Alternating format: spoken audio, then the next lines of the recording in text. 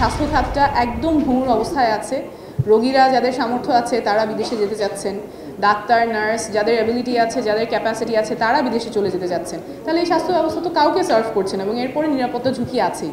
নিজের কাজ করতে গেলে যদি পুলিশ এসে বাধা দেয় তাহলে কেউ কেন কর্মক্ষেত্রে কাজ করতে চাইবে? স্বাস্থ্যক্ষেত্রে একদম আমূল পরিবর্তন প্রয়োজন, শুধুমাত্র স্বাস্থ্যে যারা কাজ করছেন তাদের জন্য না, স্বাস্থ্যসেবা গ্রহীতা যারা আছেন তাদের জন্যও। কারণ এই স্বাস্থ্য ব্যবস্থা কোথাওই কাজ করছে না। আপনারা আজকে ঢাকা মেডিকেল কলেজে গেলে দেখবেন কিভাবে মেঝেতে একটা জায়গায় যেখানে একজনের শোয়ারও জায়গা নেই সেখানে 2-3 জন শুয়ে চিকিৎসা নিতে হচ্ছে।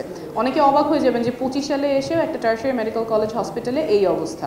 আমরা তো সুস্থ অবস্থায়ও মেঝেতে শুই না, কিন্তু অসুস্থ অবস্থায় যেখানে আমার খুবই ক্রিটিক্যাল কন্ডিশন সেখানে রোগীদেরকে মেঝেতে থাকতে হচ্ছে।